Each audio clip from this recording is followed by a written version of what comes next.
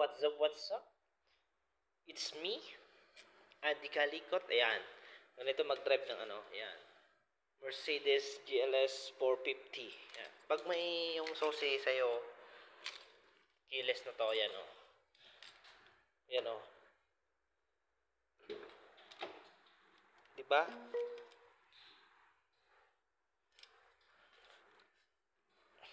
Ayan.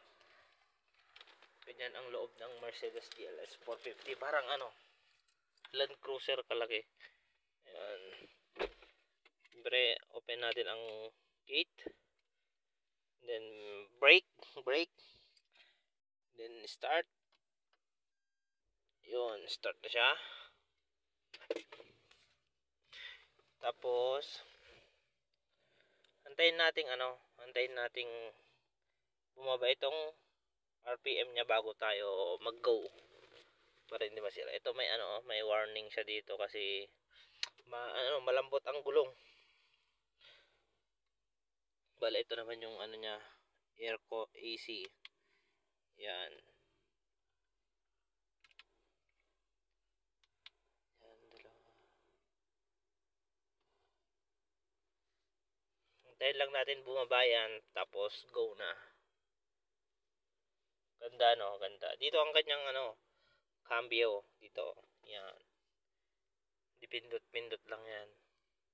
Ito kanyang park brake. Tapos yung ilaw automatic, pwede mo ilagay sa manual. Tsaka sunroof na rin to, sunroof. Moonroof, sunroof. Ayan. Ayan, bumaba na siya. Tapos go na tayo. Siyempre brake, ang cambio niya ganyan lang oh. Yan, drive na yan. Kahit wag mo nang pindutin yung park brake, okay na yan, automatic yan. Okay.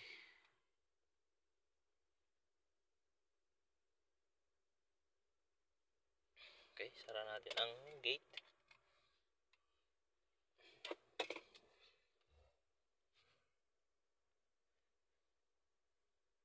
O, ganyan lang ang cambio niya oh. Ang reverse, pindot lang.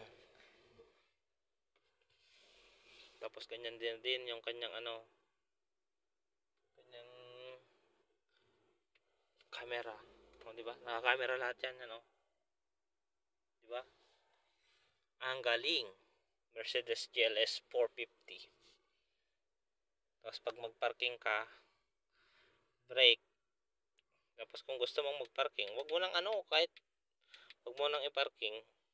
Patay mo lang yung aircon, patay mo tong switch. Ayan pusa. Magpa-parking tsaka parking brake. Automatic. Geng.